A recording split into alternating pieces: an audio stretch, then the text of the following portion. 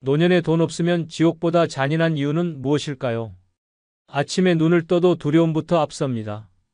냉장고를 열면 텅 비어 있고 통장 잔고는 바닥이 났으며 몸은 여기저기 아픈데 병원 갈 엄두가 나지 않습니다. 자식들한테 손 벌리기는 더욱 어렵습니다.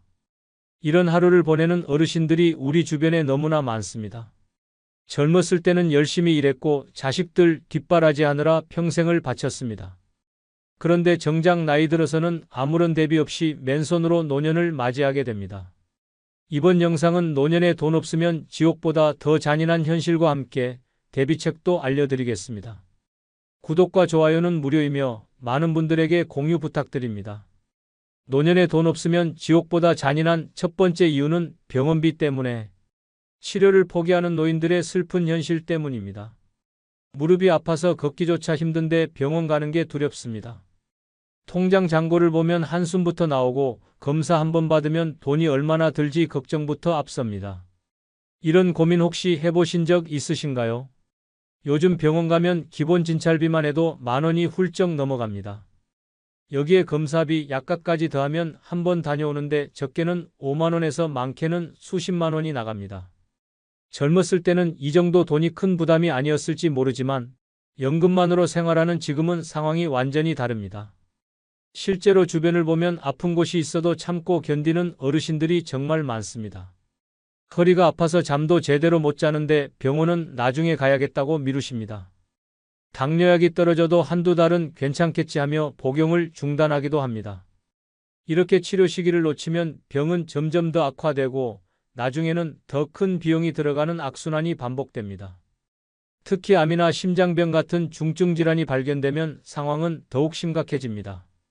수술비만 1,000만 원이 넘게 들고 항암 치료는 몇천만 원이 필요합니다. 건강보험이 있어도 본인 부담금이 만만치 않습니다. 평생 모은 돈을 다 쏟아부어도 부족한 경우가 많습니다. 그래서 어떤 어르신들은 아예 치료를 포기하고 집으로 돌아가는 선택을 하십니다. 자식들에게 손 벌리기도 참 어렵습니다. 요즘 젊은 사람들도 생활이 팍팍해서 자기 살기도 바쁩니다. 손주들 학원비, 집값 걱정에 허덕이는 자식들 보면 차마 돈 달라는 말이 목구멍에서 맴돕니다. 그래서 혼자 끙끙 앓다가 병을 키우는 분들이 너무 많습니다. 치과 치료는 더욱 부담스럽습니다. 임플란트 한 개에 100만 원이 넘고 틀류도 몇백만 원씩 합니다. 건강보험 적용이 되긴 하지만 여전히 비쌉니다. 그래서 이가 아파도 참고 음식을 제대로 씹지 못해도 그냥 삼키는 어르신들이 많습니다. 영양 섭취가 제대로 안 되니 건강은 더 나빠지고 면역력도 떨어집니다. 약값도 만만치 않은 부담입니다. 고혈압약, 당뇨약, 관절약까지 먹어야 할 약이 한두 가지가 아닙니다. 매달 나가는 약값만 수십만 원이 됩니다. 그러다 보니 의사가 처방한 약을 반만 먹거나 아예 끊어버리는 분들도 계십니다. 약을 제때 먹지 않으면 합병증이 생기고 결국 더 큰 병으로 이어집니다. 정부에서 지원하는 제도가 있기는 합니다. 의료급여, 본인부담상한제, 긴급복지 지원 같은 것들입니다. 하지만 이런 제도들을 잘 모르거나 신청 절차가 복잡해서 포기하는 경우가 많습니다. 동사무소에 가서 서류 떼고 이것저것 준비하는 것도 연세 드신 분들에게는 큰일입니다. 지금이라도 늦지 않았습니다. 작은 증상이라도 절대 방치하지 마시고 가까운 보건소나 복지관에 문의해 보십시오. 무료 건강검진 프로그램도 있고 저렴하게 진료받을 수 있는 곳들도 많습니다.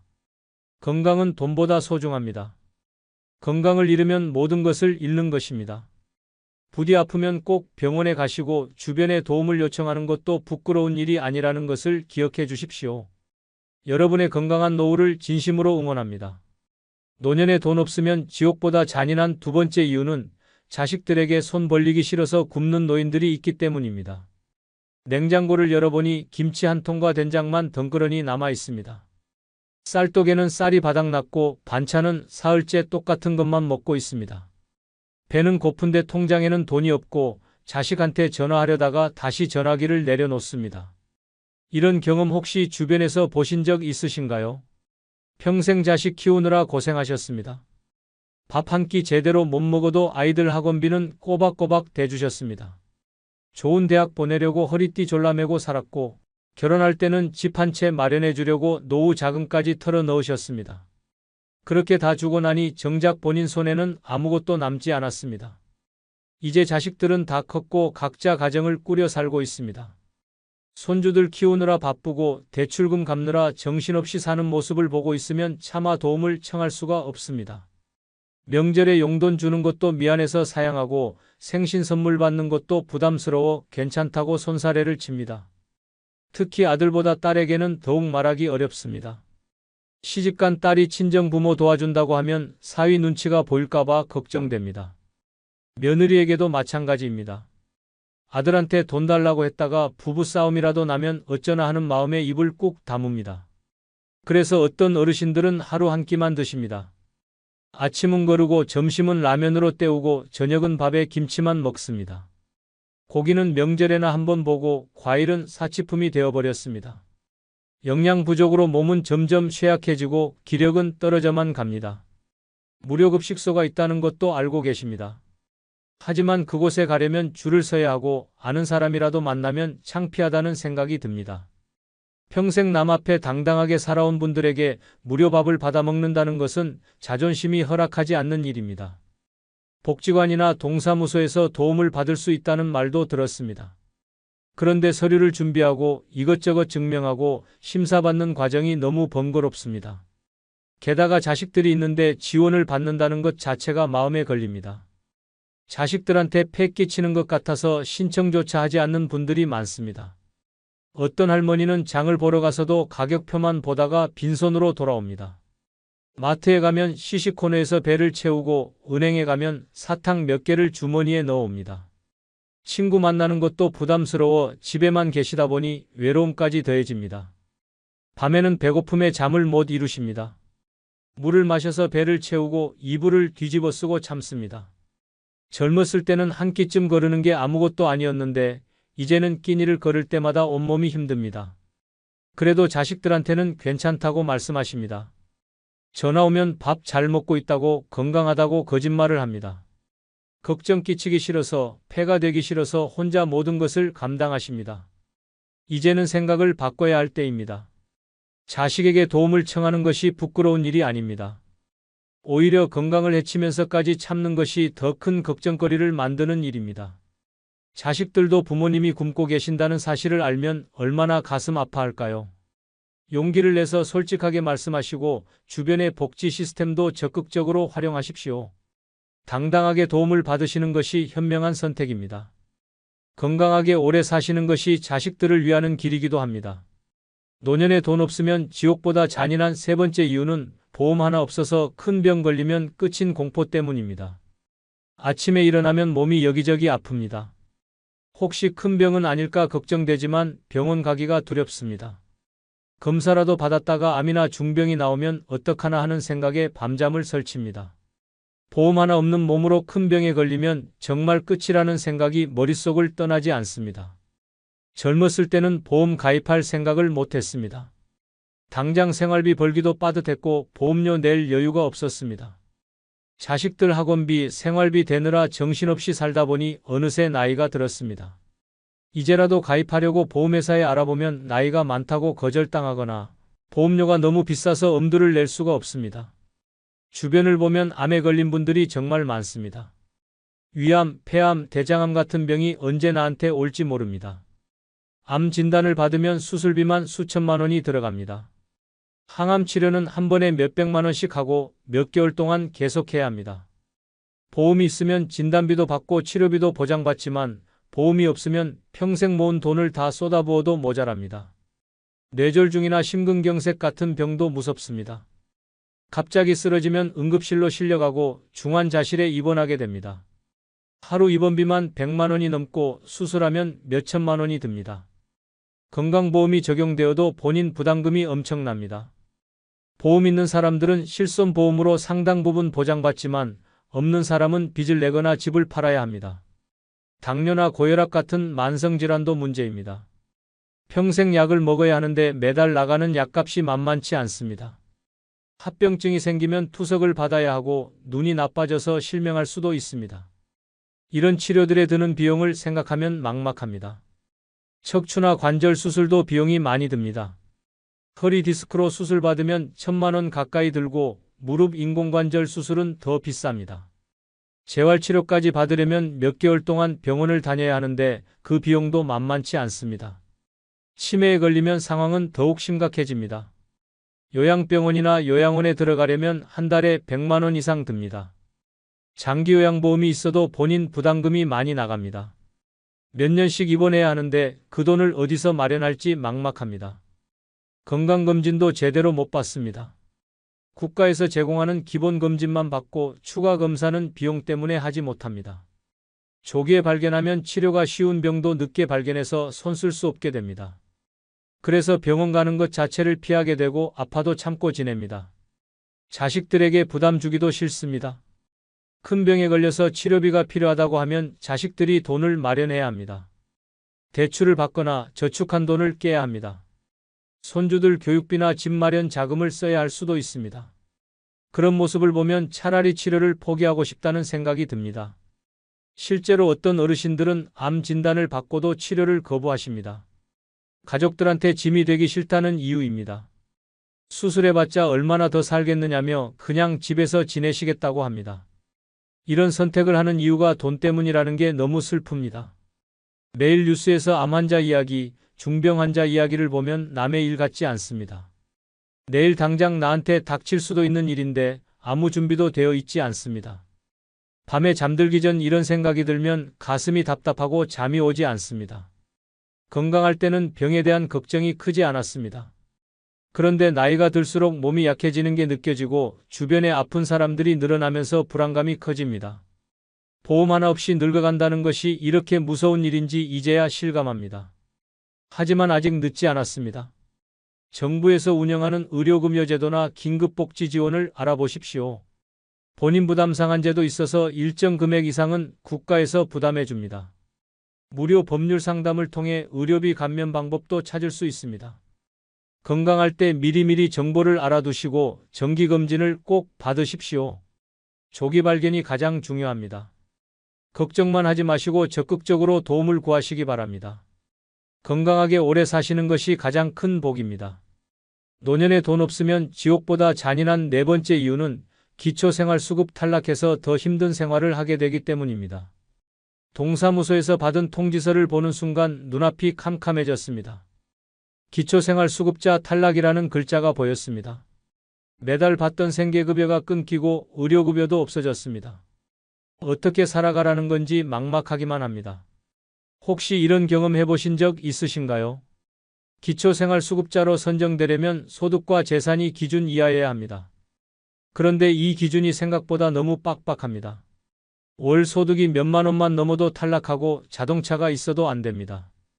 심지어 자식이 있다는 이유만으로도 신청조차 못하는 경우가 많습니다. 자식들이 부양할 능력이 있다고 판단되면 수급자가 될 수 없습니다. 그런데 실제로는 자식들도 자기 생활하기 바쁩니다. 대출금 갚고 아이들 키우고 생활비 내고 나면 부모님을 도와드릴 여력이 없습니다. 하지만 서류상으로는 소득이 있다고 나오니까 부모님은 수급자에서 탈락합니다. 월세로 사는 집이 있어도 문제입니다. 전세 보증금이 일정 금액 이상이면 재산으로 잡혀서 탈락합니다. 평생 살던 집 한 채가 있어도 마찬가지입니다. 집값이 기준을 넘으면 수급 대상이 아닙니다.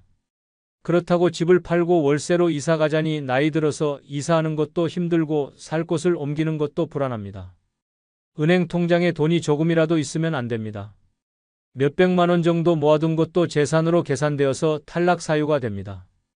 그런데 그 돈은 장례비로 모아둔 것이거나 갑자기 아플 때를 대비한 비상금입니다. 그것마저 다 써버리고 나면 정말 아무것도 없는 상태가 됩니다. 수급자였을 때는 그나마 생활이 가능했습니다. 한 달에 받는 생계급여로 쌀도 사고 반찬도 만들고 공과금도 냈습니다. 의료급여 덕분에 병원비 걱정 없이 치료받을 수 있었습니다. 약값도 거의 안 들었고 큰 병원에 가도 부담이 없었습니다. 그런데 탈락하고 나니 모든 것이 달라졌습니다. 생계급여가 끊기니 생활비가 부족합니다. 한 달 연금으로는 월세 내고 나면 남는 게 없습니다. 밥을 먹어야 하는데 돈이 없어서 하루 한 끼로 버팁니다. 반찬은 김치 하나로 일주일을 버티고 고기나 생선은 구경도 못합니다. 의료급여가 없어지니 병원 가는 것이 무섭습니다. 이제는 일반 건강보험으로 바뀌어서 본인 부담금을 내야 합니다. 진찰비, 검사비, 약값을 다 내려면 한 번 병원 가는데 몇만 원씩 듭니다. 아파도 참고 약 먹을 돈이 없어서 병을 키웁니다. 공과금도 부담입니다. 수급자였을 때는 전기료, 수도료, 가스비 등을 감면받았습니다. 그런데 이제는 정상요금을 다 내야 합니다. 여름에는 더워도 에어컨을 못 틀고 겨울에는 추워도 난방을 아껴야 합니다. 전기료 걱정에 밤에는 촛불 켜고 지내기도 합니다. 통신비도 문제입니다. 수급자였을 때는 핸드폰 요금을 할인받았는데 이제는 정상 요금을 내야 합니다. 요금제를 가장 싼 것으로 바꿔도 부담스럽습니다. 그렇다고 전화를 끊을 수도 없습니다. 자식들과 연락할 유일한 수단이고 응급 상황에 필요하기 때문입니다. 교통비 지원도 끊겼습니다. 버스비가 아까워서 먼 거리도 걸어 다닙니다. 무릎이 아파도 참고 걷습니다. 병원 가는 것도 버스비 때문에 미루게 됩니다. 친구 만나러 가는 것도 교통비가 부담되어서 약속을 취소합니다. 문화생활은 꿈도 못 꿉니다. 수급자였을 때는 복지관에서 제공하는 프로그램에 무료로 참여했습니다. 노래교실도 다니고 건강체조도 배우고 친구들도 만났습니다. 그런데 이제는 그런 혜택이 없어져서 집에만 있습니다. 외로움과 우울함만 커져갑니다. 재신청을 하려고 해도 쉽지 않습니다. 한번 탈락하면 다시 신청할 때 더 까다롭게 심사합니다. 서류도 더 많이 요구하고 조사도 철저하게 합니다. 나이 드신 분들이 이런 절차를 혼자 진행하기는 정말 어렵습니다. 억울한 마음도 듭니다. 정말 어렵게 사는데 기준에 맞지 않는다는 이유로 탈락했습니다. 자식이 있어도 연락조차 하지 않는 경우도 많은데 서류상으로만 부양 능력이 있다고 판단됩니다. 실제 생활 상황은 전혀 고려되지 않는 것 같아 답답합니다. 포기하지 마십시오. 탈락했어도 상황이 변하면 다시 신청할 수 있습니다. 동사무소나 주민센터에 가서 상담받아 보십시오. 긴급복지 지원이나 다른 지원 제도도 있으니 알아보시기 바랍니다. 복지관이나 노인회관에서도 도움을 받을 수 있습니다. 혼자 끙끙 앓지 마시고 주변에 도움을 요청하십시오. 어려울 때 손 내미는 것이 부끄러운 일이 아닙니다. 당당하게 지원받으시고 건강하게 생활하시기 바랍니다. 노년에 돈 없으면 지옥보다 잔인한 5번째 이유는 겨울에 난방비 아껴 얼어 지내는 독거노인의 슬픈 현실 때문입니다. 창밖에 눈이 내리고 기온이 영하로 떨어졌습니다. 두꺼운 이불을 몇 겹씩 덮어도 추위가 뼛속까지 파고듭니다. 보일러를 켜고 싶지만 난방비 고지서가 떠올라 손이 가지 않습니다. 외투를 입고 털모자를 쓴 채로 집안에서 하루를 보냅니다. 겨울이 되면 가장 먼저 걱정되는 것이 난방비입니다. 작년 겨울에 받은 고지서를 보면 한 달에 10만 원이 훌쩍 넘었습니다. 2달 동안 난방비로 나간 돈이 한 달 생활비와 맞먹습니다. 그래서 올해는 아예 보일러를 거의 안 틀기로 마음먹었습니다. 아침에 일어나면 입김이 하얗게 나옵니다. 방 안 온도가 영상 1도 정도밖에 안 됩니다. 물컵에 담아둔 물이 얼어 있을 때도 있습니다. 그래도 참습니다. 보일러를 켜면 돈이 나가니까요. 대신 옷을 여러 겹 껴입고 손에는 장갑을 끼고 지냅니다. 낮에도 추운 건 마찬가지입니다. 해가 들어오는 시간에는 창가에 앉아서 햇볕을 쬐입니다. 그것이 유일한 난방입니다. 해가 지면 다시 추워지니까 이불 속으로 들어가 웅크리고 있습니다. 저녁 6시면 벌써 잠자리에 듭니다. 그래야 추위를 덜 느낍니다. 밥 먹는 것도 힘듭니다. 부엌이 너무 추워서 오래 서 있을 수가 없습니다. 간단하게 라면 하나 끓이거나 전날 남은 밥을 데워 먹습니다. 설거지할 때는 찬물로 합니다. 온수를 쓰면 가스비가 나가기 때문입니다.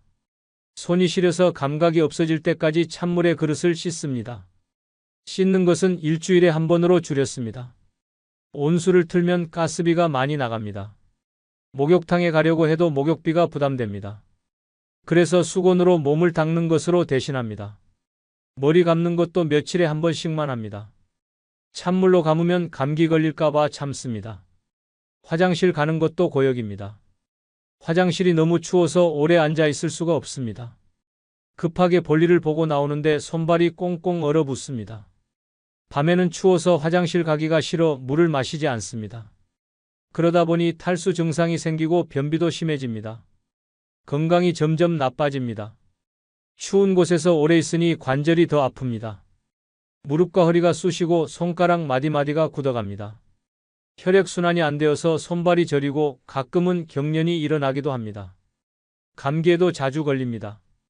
면역력이 떨어져서 조금만 찬바람을 쐬어도 코가 막히고 기침이 나옵니다. 독감에 걸려도 병원에 가지 못하고 집에서 끙끙 앓습니다.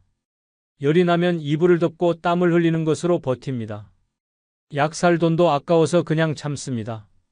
동상에 걸릴 위험도 있습니다. 손가락과 발가락 끝이 파랗게 변하고 감각이 없어집니다. 귓불도 빨갛게 얼어서 만지면 아픕니다. 심하면 동상으로 살이 썩을 수도 있다는데 그래도 난방비가 무서워 보일러를 켜지 못합니다. 밤에는 더 추워집니다. 이불을 3장이나 덮고 자지만 새벽녘이 되면 추위에 잠을 깹니다. 이를 떨면서 몸을 웅크리고 있습니다. 아침이 오기를 기다리며 긴 밤을 견딥니다. 잠을 제대로 못 자니 낮에도 피곤하고 기력이 없습니다. 전기장판이라도 쓰고 싶지만 그것도 전기요금이 나갑니다. 전기 히터는 더 비쌉니다. 그래서 핫팩을 사서 품에 안고 있습니다. 핫팩도 돈이 드니까 아껴 씁니다. 하루에 한두 개만 쓰고 식으면 다시 주머니에 넣어둡니다. 이웃과도 단절됩니다. 밖에 나가면 더 춥고 사람들 만나는 것도 부담스럽습니다. 따뜻한 옷이 없어서 외출하기가 창피합니다. 복지관이나 경로당에 가면 난방이 되어 따뜻하지만 거기까지 가는 것도 힘듭니다. 그래서 겨울 내내 집에만 갇혀 지냅니다. 뉴스에서 독거노인이 추위에 얼어 죽었다는 소식을 들을 때마다 남의 일 같지 않습니다. 나도 언젠가 그렇게 될까 봐 두렵습니다. 아무도 찾아오지 않는 집에서 혼자 얼어가는 상상을 하면 가슴이 답답해집니다. 자식들한테는 괜찮다고 말합니다. 전화가 와서 춥지 않냐고 물어보면 보일러 잘 켜고 따뜻하게 지낸다고 거짓말합니다. 걱정 끼치기 싫고 난방비 보태달라는 말을 할 용기가 없습니다. 그래서 혼자 추위를 견디며 봄이 오기를 손꼽아 기다립니다. 도움을 받을 수 있는 곳이 있습니다. 주민센터에 가면 난방비 지원 사업을 안내받을 수 있습니다. 에너지 바우처, 등유 바우처 같은 제도가 있습니다. 복지관에서는 연탄이나 전기장판을 지원하기도 합니다. 혼자 추위에 떨지 마시고 꼭 도움을 요청하십시오. 따뜻하게 겨울을 나는 것이 생존의 문제입니다. 건강을 지키는 것이 가장 중요합니다. 처음 이곳에서 첫날 밤을 보낼 때는 몰랐습니다. 천국이 지옥으로 바뀌는데 1년도 안 걸린다는 걸요. 경기도 양평에서 전원주택을 짓고 사시는 김모 씨, 72세 어르신의 이야기입니다. 5년 전 서울에 있던 아파트를 팔고 평생 꿈꾸던 전원 생활을 시작했습니다. 처음 1년은 정말 좋았다고 합니다. 아침에 일어나면 새소리가 들리고 마당에 꽃도 심고 텃밭에 상추도 키우고 이게 바로 천국이라고 생각했습니다. 그런데 여러분, 이 행복이 얼마나 갔을까요? 문제는 그 다음부터 시작되었습니다. 우선 병원 가는 게 너무 힘들었습니다. 동네에 작은 의원은 있지만 큰 병원은 차로 40분을 가야 했습니다. 당뇨가 있어서 한 달에 한 번은 병원에 가야 하는데 운전하기가 점점 힘들어졌습니다. 겨울에 눈이라도 오면 정말 막막했습니다. 배우자가 먼저 세상을 떠난 후부터는 더 힘들어졌습니다. 혼자 넓은 집을 관리하는 게 너무 벅찼습니다. 보일러 고장나면 수리기사 부르기도 어렵고 전구 하나 갈아 끼우는 것도 위험했습니다. 무엇보다 사람이 그리웠습니다. 여러분이라면 견딜 수 있겠습니까? 이웃집은 100m 떨어져 있고 동네에 비슷한 또래는 거의 없었습니다. 경로당도 차로 20분 거리였습니다. 하루 종일 말 한마디 안 하는 날이 태반이었습니다. 결국 김 씨는 지금 전원주택을 팔고 다시 도시로 돌아갈 준비를 하고 있습니다. 하지만 집값은 살 때보다 떨어졌고 5년간 쏟아부은 돈과 시간은 돌이킬 수 없습니다. 김 씨는 이렇게 말합니다. 낭만만 보고 현실을 보지 못했다고. 나이 들어서 사는 집은 꿈이 아니라 생존의 문제라고 말입니다. 오늘 이 영상을 끝까지 보시면 절대 후회하지 않을 겁니다. 여러분은 지금 어떤 집에서 사십니까? 나이가 들면서 그 집이 불편해지지는 않습니까? 노후에 어디서 살 것인가는 단순히 집 문제가 아닙니다. 여러분의 건강, 안전, 행복이 모두 달린 문제입니다. 잘못된 선택은 남은 인생을 고통으로 만들 수 있습니다. 하지만 제대로 된 선택은 노년을 천국으로 만들어줍니다. 지금부터 노후에 반드시 살아야 할 집과 장소에 대해 하나하나 알려드리겠습니다. 여러분, 노후에 가장 중요한 것이 무엇인지 아십니까? 바로 병원 접근성입니다. 나이가 들면 병원은 선택이 아니라 필수입니다. 병원 가기 편한 곳에 사는 것. 이게 노후 주거 선택의 첫 번째 조건입니다. 여러분, 지금 살고 계신 곳에서 가까운 종합병원까지 얼마나 걸리십니까? 30분 이상 걸린다면 지금부터 집중하십시오. 60대까지는 괜찮을 수 있습니다. 하지만 70대, 80대가 되면 이야기가 완전히 달라집니다.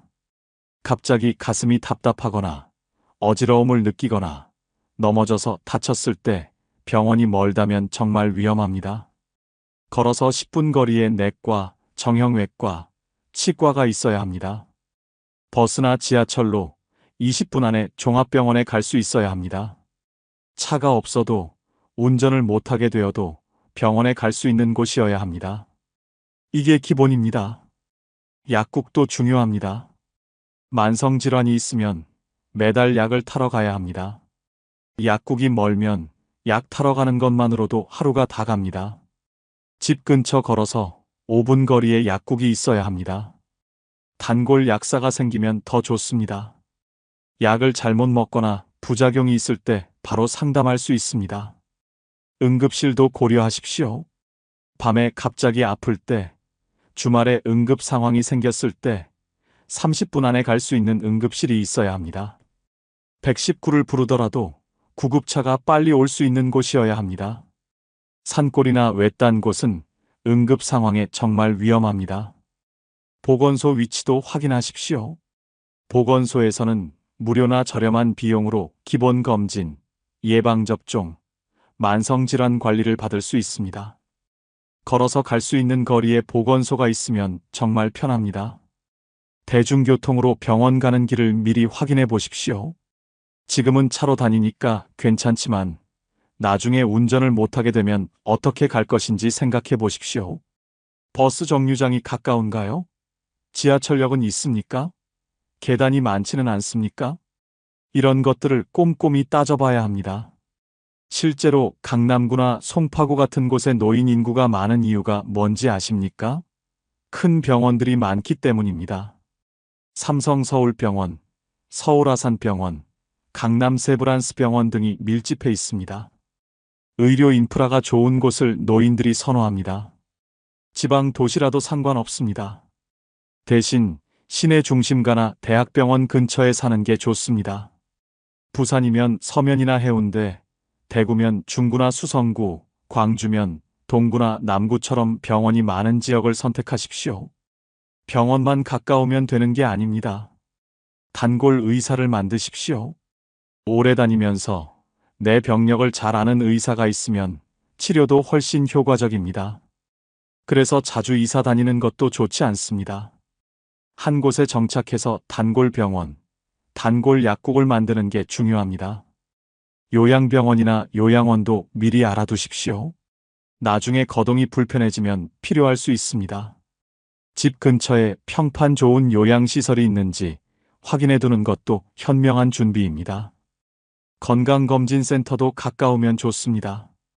정기검진을 받으려면 종합검진센터에 가야 하는데 이것도 멀면 검진받기가 귀찮아집니다. 귀찮다고 미루다가 병을 키우는 경우가 많습니다. 치과도 절대 빼놓을 수 없습니다. 나이 들면 치아 문제가 정말 많습니다. 임플란트, 틀니, 잇몸 치료 등으로 치과에 자주 가게 됩니다. 치과가 가까운 곳에 사십시오. 병원 접근성. 이게 노후 주거지 선택의 최우선 조건입니다. 아무리 집이 넓고 좋아도, 아무리 경치가 아름다워도 병원이 멀면 그 집은 노후에 적합하지 않습니다. 여러분은 지금도 운전을 하고 계십니까? 그렇다면 10년 후에도 운전할 수 있을까요? 이 질문에 자신 있게 대답하기 어려우시다면 지금부터 하는 이야기를 꼭 들어보십시오. 운전은 언젠가 그만둬야 합니다. 시력이 나빠지고 반응 속도가 느려지고 판단력이 떨어지면 운전이 위험해집니다. 70대 후반이 되면 대부분 운전을 포기합니다. 그런데 차 없이 살 수 있는 곳에 사십니까? 이게 바로 두 번째 조건입니다. 버스 정류장이 집에서 얼마나 가깝습니까?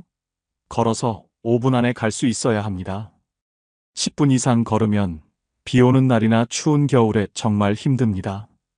더구나 관절염이 있거나 허리가 아프면 버스 정류장까지 가는 것도 큰 일입니다. 버스 배차 간격도 중요합니다. 30분에 한 대씩 오는 버스를 기다리며 서 있을 수 있겠습니까? 10분 간격으로 오는 버스 노선이 있는 곳이어야 합니다. 버스를 놓쳐도 금방 다음 버스가 오는 곳, 그런 곳에 사셔야 합니다. 지하철역은 더 좋습니다. 지하철역이 도보 10분 거리에 있다면 정말 이상적입니다. 지하철은 정확하고 빠릅니다. 날씨에 상관없이 편하게 이동할 수 있습니다. 서울, 부산, 대구, 광주, 대전 같은 지하철이 있는 도시라면 지하철역 근처에 사는 게 최고입니다. 하지만 지하철역에도 함정이 있습니다. 계단이 너무 많거나 엘리베이터가 없는 역은 피하셔야 합니다. 무릎이 안 좋은데 계단을 오르내리는 건 정말 고통입니다. 요즘 지어지는 역들은 엘리베이터가 있지만 오래된 역들은 없는 곳이 많습니다. 미리 확인해 보십시오. 마을버스나 경로당 셔틀버스가 있는지도 알아보십시오. 요즘 많은 동네에서 노인들을 위한 순환버스를 운행합니다. 병원, 시장, 복지관을 순회하는 버스가 있으면 정말 편합니다. 택시를 쉽게 잡을 수 있는 곳인지도 중요합니다. 급할 때는 택시를 타야 하는데 택시가 다니지 않는 동네도 많습니다. 큰 길가에 있는 집이 이런 면에서는 유리합니다. 시장이나 마트까지 대중교통으로 갈 수 있습니까? 장 보러 가는 것도 나이 들면 큰일입니다. 무거운 짐을 들고 걸어 다닐 수 없습니다. 버스 타고 10분 안에 갈 수 있는 시장이나 대형마트가 있어야 합니다. 은행, 주민센터, 우체국 같은 곳도 대중교통으로 갈 수 있어야 합니다. 행정 업무를 보러 갈 때마다 자녀에게 차 태워달라고 부탁할 수는 없는 노릇입니다. 스스로 갈 수 있어야 독립적인 생활이 가능합니다. 자녀 집을 방문하기도 편해야 합니다. 명절이나 생일에 자녀 집에 가려면 대중교통이 편해야 합니다. 차로만 갈 수 있는 곳에 살면 자녀들이 일일이 모시러 와야 합니다. 자녀에게 부담을 주고 싶지 않으시죠? 친구나 친척 만나러 가는 것도 마찬가지입니다. 대중교통이 불편하면 점점 외출이 줄어듭니다. 외출이 줄면 사람 만날 기회도 줄고 결국 집에만 갇혀 지내게 됩니다. 이게 우울증으로 이어집니다. 문화생활도 생각해 보십시오. 영화관, 공연장, 박물관, 미술관 같은 곳에 가려면 대중교통이 필요합니다. 노년에도 문화생활을 즐기셔야 합니다. 대중교통이 편리한 곳에 살아야 문화생활이 가능합니다. 실제로 서울에서 노인들이 가장 살기 좋다는 동네들을 보면 공통점이 있습니다. 지하철역이 가까우면서 버스 노선도 많은 곳입니다. 강남구, 송파구, 마포구, 용산구 같은 곳이 그렇습니다. 지방 도시도 마찬가지입니다. 시내 중심부나 교통 요충지에 사는 게 좋습니다. 외곽으로 나가면 차 없이는 살기 어렵습니다. 젊을 때는 괜찮아도 나이 들면 후회합니다. 교통약자를 위한 시설도 확인하십시오. 저상버스가 다니는지, 버스 정류장에 의자가 있는지, 횡단보도 신호 시간이 충분한지, 이런 것들이 노인에게는 정말 중요합니다. 대중교통이 편리한 곳에 사는 것, 이게 노년의 자유와 독립성을 지켜주는 핵심입니다. 차가 없어도 어디든 갈 수 있는 곳, 그런 곳에 사셔야 합니다. 혼자 집에서 하루 종일 뭐하고 지내십니까? 텔레비전만 보고 계시지는 않습니까? 노년에 가장 위험한 게 바로 고립입니다. 그래서 세 번째 조건이 정말 중요합니다. 경로당이 걸어서 10분 거리에 있어야 합니다. 경로당이 가까우면 매일 나갈 수 있습니다. 경로당에 가면 비슷한 또래 사람들을 만날 수 있습니다. 화투도 치고 윷놀이도 하고 점심도 같이 먹고 이야기도 나눕니다. 이게 얼마나 소중한지 아십니까? 경로당에 가지 않는 노인들을 보면 대부분 집에서 너무 멀리 떨어져 있는 경우입니다. 걸어서 20분, 30분 걸리면 귀찮아서 안 갑니다. 특히 언덕이나 계단이 많으면 더욱 힘듭니다. 평지에 있고 가까운 경로당이 있는 동네를 선택하십시오. 경로당의 시설도 확인해 보십시오. 요즘 잘 되어 있는 경로당은 정말 좋습니다. 냉난방이 잘 되고 식사도 제공하고 프로그램도 다양합니다. 노래교실, 건강체조, 영화 상영까지 합니다. 이런 경로당이 근처에 있다면 정말 좋습니다. 복지관은 어떻습니까? 노인복지관이 가까운 곳에 있습니까? 복지관은 경로당보다 규모가 크고 프로그램이 훨씬 다양합니다. 컴퓨터 교실, 스마트폰 교실, 영어, 회화, 서예, 그림 그리기, 댄스, 요가, 수영까지 정말 많은 프로그램이 있습니다. 복지관까지는 버스나 지하철로 30분 안에 갈 수 있으면 됩니다. 매일 갈 필요는 없지만 일주일에 두세 번 정도 가서 프로그램에 참여하면 삶의 활력이 생깁니다. 새로운 것을 배우고 새로운 친구를 사귀는 즐거움이 있습니다. 노인복지관에서는 무료 급식도 제공합니다. 혼자 사는 노인들이 제대로 된 식사를 하기 어려운데 복지관에 가면 영양가 있는 식사를 할 수 있습니다. 식사하면서 사람들과 이야기도 나눕니다. 밥을 혼자 먹는 것과 여럿이 먹는 것은 완전히 다릅니다. 공원이나 산책로도 가까이 있어야 합니다. 매일 산책할 수 있는 곳이 있어야 건강을 유지할 수 있습니다. 공원에 가면 같은 시간에 산책하는 사람들을 만나게 됩니다. 자연스럽게 인사하고 친해집니다. 산책 친구가 생기는 겁니다. 운동시설이 있는 공원이면 더 좋습니다.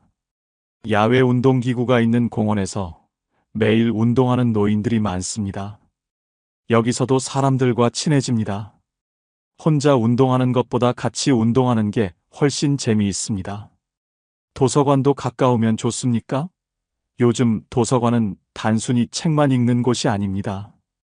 문화 프로그램도 하고 영화도 상영하고 강연도 합니다. 노인들을 위한 프로그램도 많습니다. 도서관에서 시간을 보내는 것도 좋은 방법입니다. 주민센터나 동사무소도 가까워야 합니다. 행정 업무를 볼 일이 생각보다 많습니다. 주민센터에서는 각종 복지 혜택도 안내해주고 노인 일자리 사업도 연결해줍니다. 자주 들러서 정보를 얻으십시오. 시장이 가까운 것도 중요합니다. 전통시장에 가면 사람 사는 냄새가 납니다. 아는 상인들과 인사하고 흥정도 하고 덤도 받고 이런 게 다 즐거움입니다. 대형마트보다 전통시장이 노인들에게는 더 좋습니다. 여러분이 사는 동네에 노인들이 많습니까? 노인 인구가 많은 동네는 노인을 위한 시설과 프로그램이 잘 되어 있습니다. 자치구에서도 노인 복지에 신경을 많이 씁니다. 반대로 젊은 사람들만 사는 신도시 같은 곳은 노인 시설이 부족합니다. 동네 카페나 식당도 중요합니다.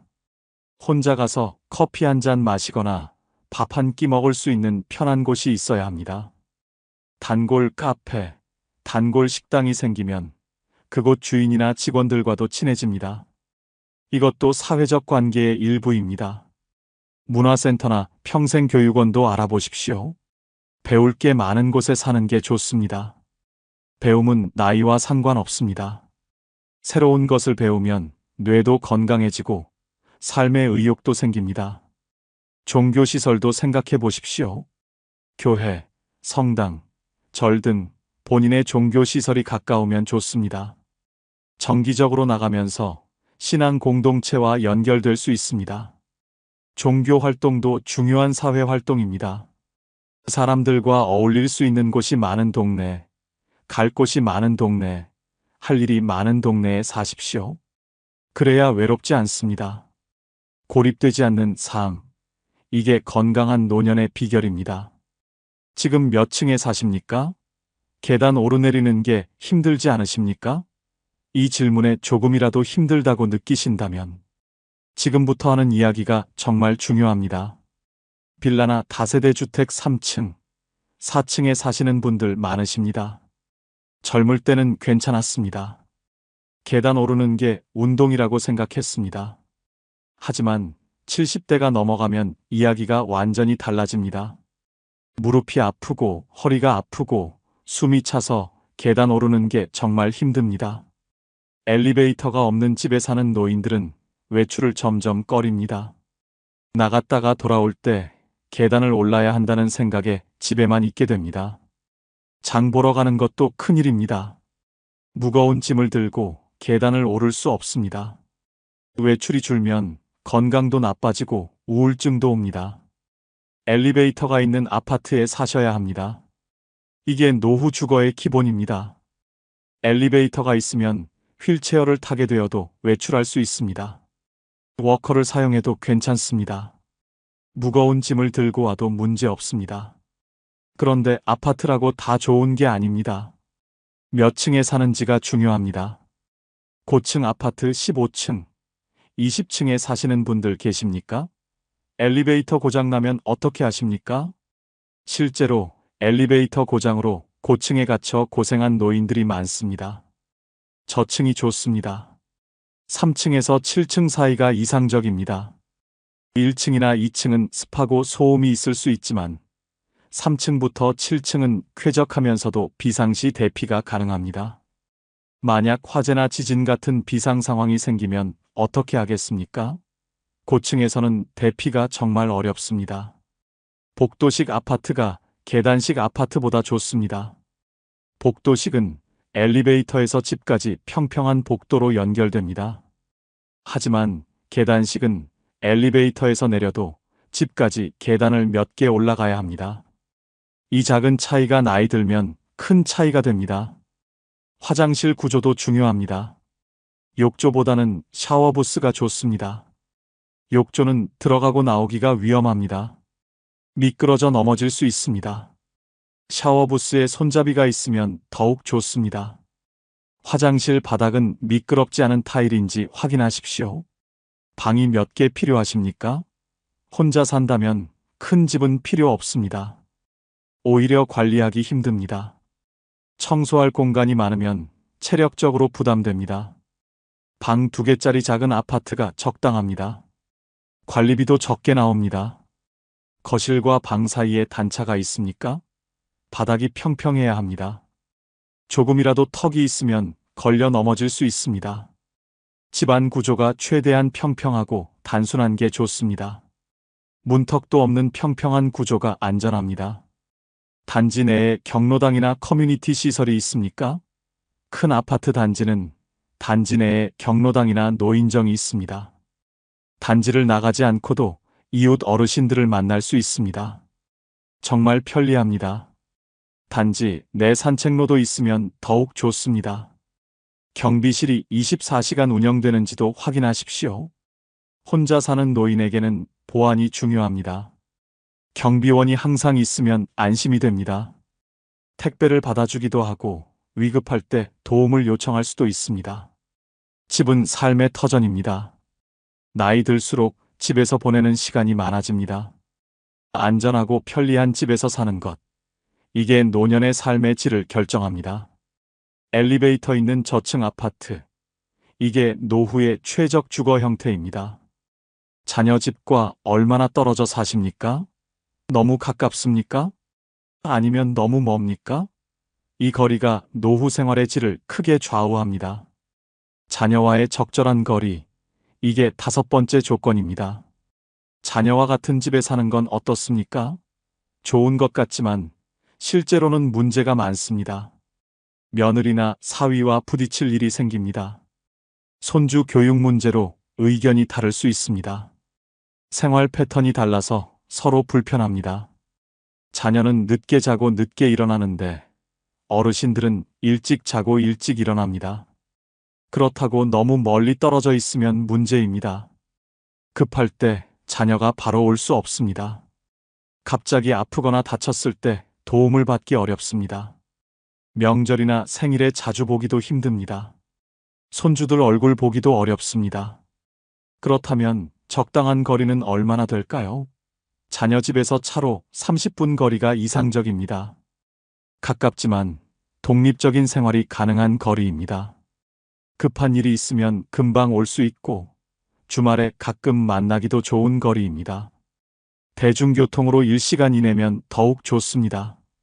나중에 운전을 못하게 되어도 혼자 자녀 집에 갈 수 있습니다. 지하철 한 번 갈아타고 갈 수 있는 거리라면 정말 이상적입니다. 자녀에게 부담 주지 않고도 자주 왕래할 수 있습니다. 같은 생활권에 사는 게 좋습니다. 같은 시내, 같은 구 정도면 적당합니다. 너무 멀리 떨어진 다른 도시에 사는 건 좋지 않습니다. 부산에 사는 자녀가 서울에 사는 부모를 자주 보기는 어렵습니다. 자녀가 여러 명이라면 어떻게 해야 할까요?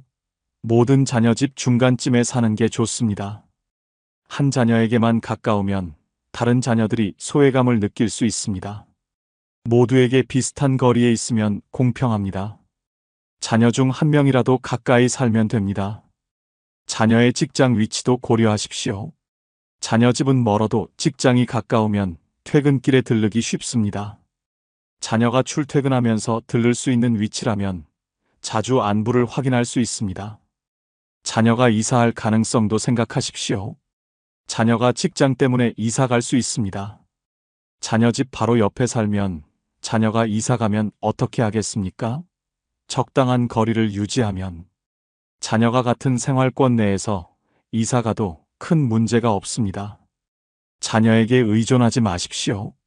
하지만 완전히 단절되어서도 안 됩니다. 독립적이면서도 연결된 관계, 이게 이상적입니다.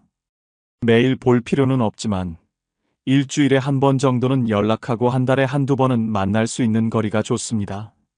자녀와의 관계도 중요하지만 본인의 삶도 중요합니다. 자녀만 보고 집을 정하지 마십시오. 본인이 살기 편한 곳인지, 친구들은 가까이 있는지, 다니던 병원은 계속 다닐 수 있는지, 이런 것들도 같이 고려하십시오. 자녀에게 짐이 되지 않으면서도 필요할 때 도움받을 수 있는 거리, 자녀의 삶을 방해하지 않으면서도 연결될 수 있는 거리, 이게 바로 적정 거리입니다. 독립적이면서도 외롭지 않은 거리, 자유로우면서도 안전한 거리, 이런 거리를 찾으십시오. 자녀와 차로 30분, 대중교통으로 1시간 거리, 이게 노후의 가장 이상적인 거리입니다. 서로의 삶을 존중하면서 적당한 거리를 유지하는 것, 이게 건강한 부모-자식 관계입니다. 여러분은 노후 준비 제대로 하셨습니까? 통장에 비상금은 얼마나 있으십니까? 혹시 자식들이 알아서 챙겨줄 거라고 막연하게 생각하고 계신 건 아닙니까? 2024년 통계청 자료에 따르면 우리나라 노인 빈곤율이 무려 37.6%입니다. 65세 이상 어르신 10명 중 4명이 빈곤 상태로 살고 있다는 뜻입니다. OECD 국가 중에서도 압도적인 1위입니다. 더 충격적인 건 혼자 사는 노인 빈곤율은 50%가 넘는다는 사실입니다. 독거노인 2명 중 1명은 가난하게 살고 있습니다. 얼마 전 만난 75살 김 할아버지 이야기입니다. 젊었을 때 사업도 잘 되고 돈도 꽤 벌었던 분입니다. 그런데 노후 준비는 전혀 하지 않았습니다. 자식 셋을 대학까지 보내고 결혼할 때 집도 마련해 줬습니다. 자식들이 잘 되면 자기도 편하게 살 거라고 믿었습니다. 보험도 들지 않았고 저축도 따로 하지 않았습니다. 번 돈은 다 자식들한테 쏟아부었습니다. 그런데 막상 나이 들어보니 현실은 달랐습니다. 자식들은 각자 생활하기 바쁩니다. 대출금 갚고 아이들 학원비 대고 나면 부모님 챙길 여력이 없습니다. 명절에 용돈 10만 원씩 드리는 게 전부입니다. 김 할아버지는 국민연금 조금 받는 것으로 월세 내고 생활합니다. 병원 갈 돈이 없어서 허리 아픈 것도 참고 밥도 하루 두 끼만 먹습니다. 오늘 이 영상에서는 노년의 나를 지켜주는 5가지에 대해 말씀드리겠습니다. 이것만 알아도 여러분의 노후가 완전히 달라집니다. 특히 마지막 5번째는 지금 당장 실천할 수 있는 것인데 이걸 모르면 정말 후회하십니다. 끝까지 꼭 보시고 여러분의 노후를 지키시기 바랍니다. 그럼 지금부터 시작하겠습니다. 노년의 나를 지켜주는 첫 번째는 매월 따박따박 나오는 연금입니다. 혹시 매달 정해진 날짜만 되면 자동으로 통장에 돈이 들어오는 경험 해보셨습니까? 이것만큼 든든한 게 또 있을까요? 비가 오나 눈이 오나 아프거나 건강하거나 정해진 날짜에 정확하게 입금됩니다. 이것이 바로 노년의 가장 확실한 안전망입니다. 작년에 만난 박 할아버지 이야기입니다. 78살인데 아직도 일을 하십니다. 왜 일하시냐고 물었더니 이렇게 말씀하셨습니다. 젊었을 때 자영업을 하면서 국민연금을 제대로 안 냈다고 합니다. 당장 생활비 쓰기도 빠듯한데 연금까지 낼 여유가 없었습니다. 나중에 내면 되겠지 하다가 세월이 흘렀습니다. 그래서 지금 받는 연금이 한 달에 20만 원도 안 됩니다. 기초연금 30만 원 합쳐도 50만 원이 채 안 됩니다. 월세가 40만 원이니 남는 돈이 거의 없습니다. 그래서 70이 넘은 나이에도 경비 일을 하십니다. 무릎도 아프고 허리도 아픈데 안 하면 굶습니다. 젊었을 때 연금 조금만 더 냈어도 이렇게까지 고생 안 해도 됐을 텐데 후회하신다고 했습니다. 국민연금 받으시는 분들은 그 느낌을 아실 겁니다. 통장에 찍히는 입금 문자를 보는 순간 가슴이 뭉클합니다. 이 돈으로 이번 달 월세를 내고 쌀을 사고 병원비를 낼 수 있습니다. 금액이 100만 원이든 50만 원이든 중요하지 않습니다. 정기적으로 들어온다는 사실 자체가 삶을 지탱하는 힘입니다. 그런데 여러분, 자식들이 매달 꼬박꼬박 용돈 주던가요? 처음 몇 달은 주다가 슬그머니 끊기지 않던가요? 사람은 변합니다. 자식도 처음엔 효도하려고 하지만 시간 지나면 자기 생활이 바쁩니다. 대출금 갚고 아이들 학원비 대고 나면 부모님 챙길 여력이 없습니다. 이게 냉정한 현실입니다. 연금은 다릅니다. 절대 배신하지 않습니다. 젊었을 때 낸 보험료가 지금 나를 살립니다.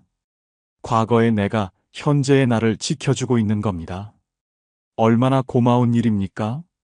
반대로 국민연금에 개인연금까지 받는 분들은 어떻습니까? 한 달에 150만 원에서 200만 원 정도 들어옵니다. 생활비로 쓰고도 조금 남습니다. 가끔 외식도 하고 손주들 용돈도 줍니다. 친구들 만나서 차 한 잔 마시는 여유도 생깁니다. 같은 노년인데 이렇게 다릅니다. 공무원 연금이나 사학연금 받는 분들은 더 여유롭습니다. 선생님 하셨던 분들 보면 노후가 정말 안정적입니다. 매달 200만 원 넘게 받으니까 자식들한테 손 안 벌립니다. 오히려 자식들 도와주고 여행도 다닙니다. 이게 바로 연금의 힘입니다. 여러분은 젊었을 때 연금 보험료 내는 게 아깝지 않으셨습니까? 당장 생활비도 빠듯한데 연금까지 떼어가니 속상했을 겁니다. 그런데 지금 돌이켜보면 어떻습니까? 그때 낸 돈이 지금 나를 살리고 있지 않습니까? 가장 현명한 투자였습니다. 연금은 자존심도 지켜줍니다. 내가 낸 돈으로 받는 것이니 누구한테 구걸하는 게 아닙니다. 당당하게 받아서 당당하게 씁니다. 자식들 눈치 볼 필요도 없고 머리 숙일 일도 없습니다. 이것이 얼마나 큰 자유인지 아십니까? 여러분, 아직 일하고 계십니까? 그렇다면 국민연금 꼭 내십시오. 금액이 적어도 괜찮습니다. 조금이라도 받는 것과 아예 안 받는 것은 천지 차이입니다. 개인연금도 여유되면 가입하십시오. 한 달에 10만 원씩만 넣어도 10년 후엔 큰 도움 됩니다. 매월 따박따박 들어오는 연금이야말로 노년에 나를 지켜주는 가장 확실한 무기입니다. 노년의 나를 지켜주는 두 번째는 내 명의로 된 집 한 채입니다. 여러분, 지금 살고 계신 집이 누구 명의입니까? 본인 명의입니까? 아니면 자식 명의입니까? 이 질문에 선뜻 대답 못하신다면 꼭 끝까지 들어보십시오. 집 한 채가 노년에 얼마나 중요한지 오늘 절실히 느끼실 겁니다. 지난달에 만난 최할머니 이야기입니다. 75살인데 지금 아들 집에 얹혀 삽니다. 원래는 본인 명의로 아파트가 있었습니다. 10년 전에 아들이 결혼하면서 집이 필요하다고 했습니다. 할머니는 아들이 불쌍해서 명의를 넘겨줬습니다. 증여세도 아껴주려고 그냥 넘겼습니다. 아들이 효자니까 평생 모시고 살 거라고 믿었습니다. 처음 몇 년은 괜찮았습니다. 그런데 며느리와 관계가 점점 나빠졌습니다. 손주들이 시끄럽다고 잔소리하면 며느리 표정이 안 좋아졌습니다. 결국 작년에 아들이 그 집을 팔아버렸습니다. 할머니한테 동의도 안 구했습니다. 새 집을 샀는데 방이 부족하다며 할머니를 요양원에 보내려고 합니다. 평생 모은 집을 아들한테 줬는데 이제는 갈 곳이 없습니다. 그때 명의를 안 넘겼으면 지금도 내 집에서 당당하게 살았을 텐데 후회해도 소용없습니다. 내 명의로 된 집이 있다는 것, 이것은 단순히 잠잘 곳이 있다는 의미가 아닙니다. 이것은 생존의 문제입니다. 월세 걱정 없이 살 수 있다는 것만으로도 노년이 완전히 달라집니다. 매달 50만 원, 60만 원씩 나가는 월세가 없으면 그 돈으로 밥 먹고 약 사고 병원 갈 수 있습니다. 주변에 월세 사는 어르신들 보셨습니까? 매달 월세 날짜만 되면 가슴이 철렁합니다. 연금 들어오면 제일 먼저 월세부터 냅니다. 그러고 나면 남는 돈이 없습니다. 밥 한 끼 먹는 것도 계산하고 전기료 아끼려고 불도 못 켭니다. 이게 월세 사는 노년의 현실입니다. 반대로 내 집이 있는 분들은 어떻습니까? 관리비만 내면 됩니다. 연금으로 관리비 내고 공과금 내고 나면 생활비가 남습니다. 이 차이가 얼마나 큰지 아십니까? 한 달에 50만 원 차이가 1년이면 600만 원입니다. 이 돈이면 병원도 다니고 약도 사고 여행도 갑니다. 그런데 더 중요한 게 있습니다. 혹시 집주인한테 쫓겨난 어르신 이야기 들어보셨습니까?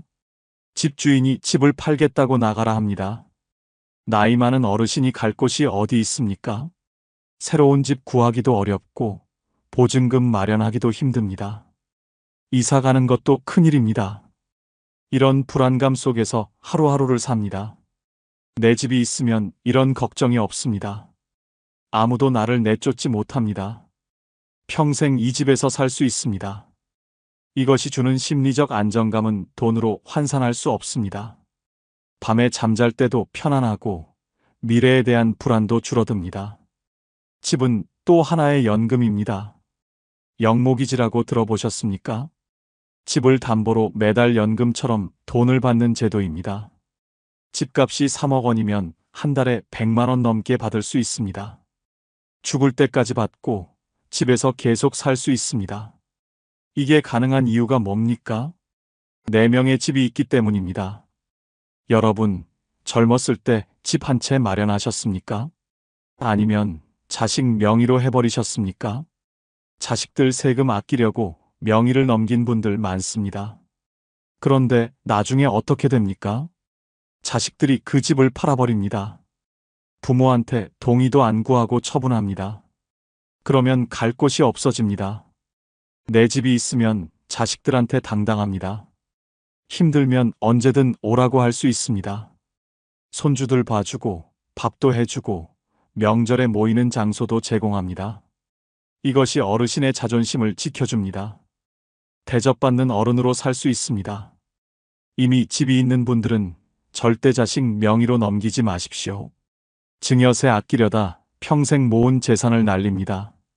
죽을 때까지 본인 명의로 갖고 계십시오. 그것이 가장 현명한 선택입니다. 내 명의로 된 집 한 채야말로 노년에 나를 지켜주는 가장 든든한 버팀목입니다. 노년의 나를 지켜주는 세 번째는 젊을 때 가입한 실손보험입니다. 여러분, 병원비 걱정 없이 치료받아 본 적이 있으십니까?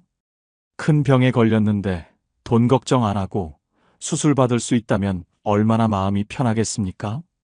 이게 가능한 이유가 바로 보험 때문입니다. 오늘 이 이야기를 듣고 나면 보험이 얼마나 중요한지 뼈저리게 느끼실 겁니다. 작년 겨울에 이웃집 김할머니한테 일어난 일입니다. 68살인데 갑자기 쓰러지셨습니다. 심근경색이었습니다. 응급실로 실려가서 바로 수술했습니다. 중환자실에 일주일, 일반 병실에 2주일 입원했습니다.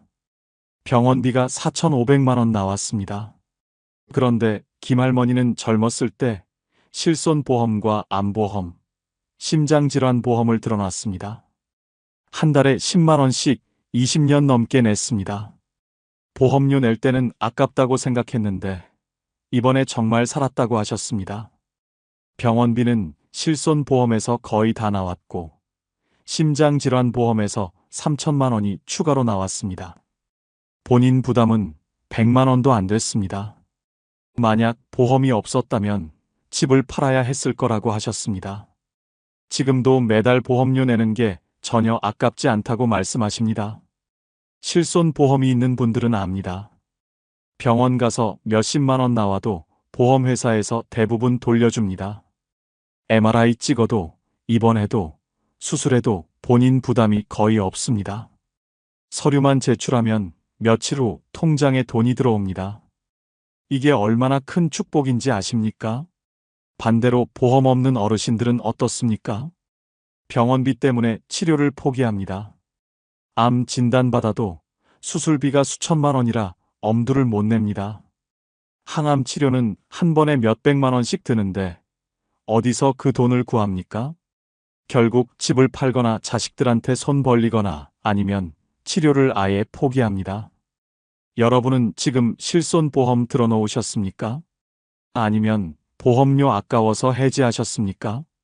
젊었을 때는 보험료가 부담스러웠을 겁니다. 한 달에 몇만 원씩 나가는 게 아까웠습니다. 그런데 지금 생각해 보십시오.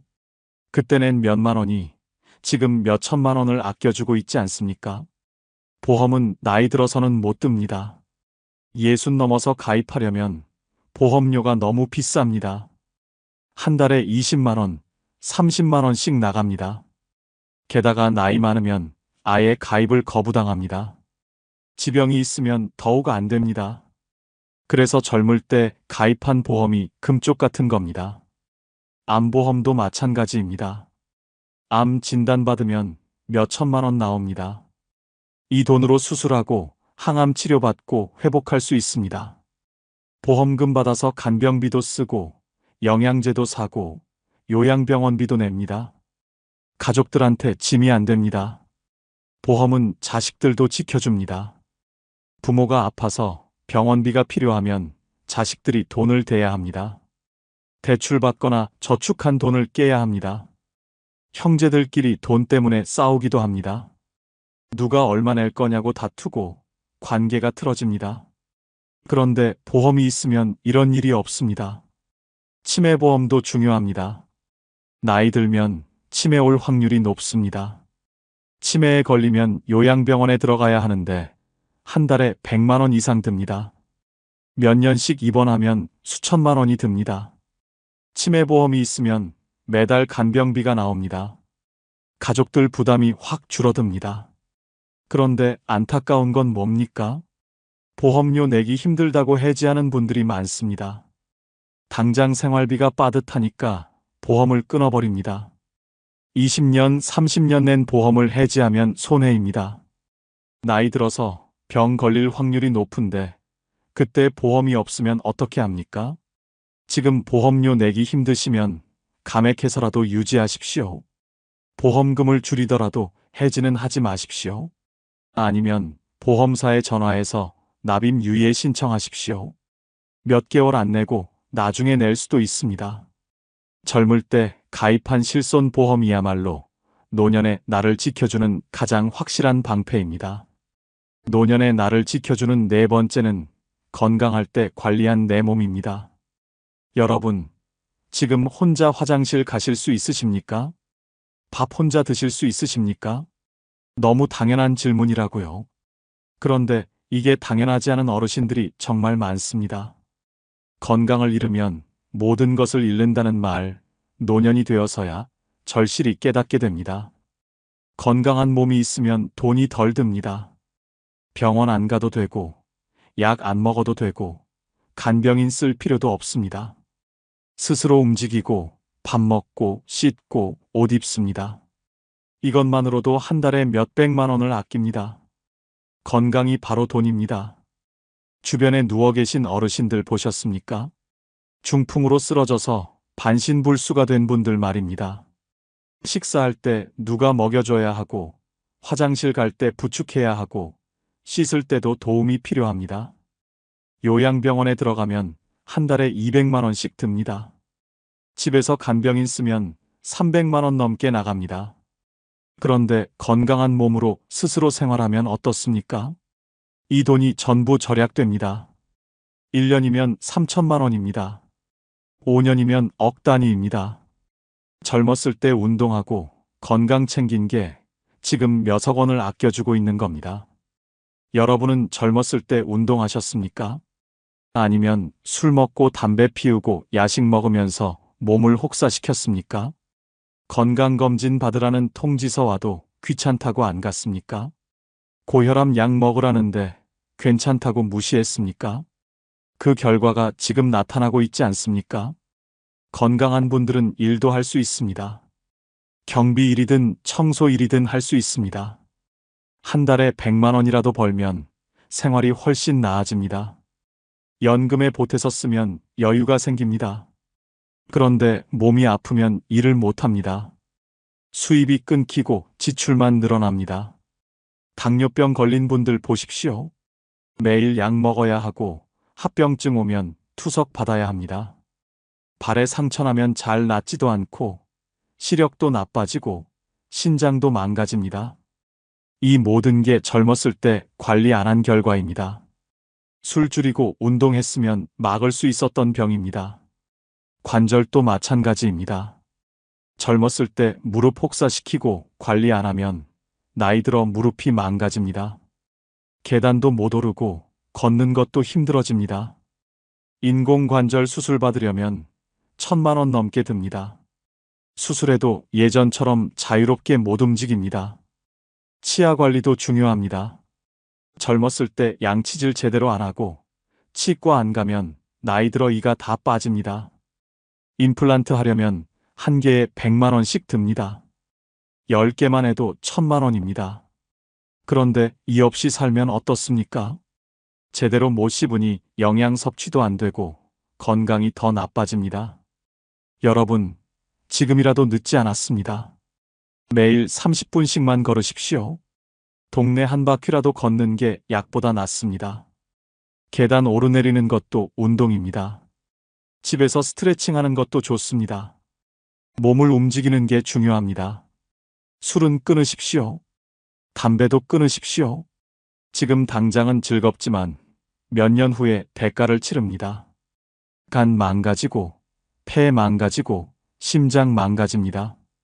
병원비로 나갈 돈을 생각하면 지금 끊는 게 이득입니다. 정기검진 꼭 받으십시오. 국가에서 무료로 해주는 건강검진이 있습니다. 2년에 한 번씩 받으라고 통지서 옵니다. 귀찮아도 꼭 가십시오. 조기에 발견하면 치료가 쉽습니다. 늦게 발견하면 손 쓸 수 없습니다. 약 먹으라는 거 꼭 드십시오.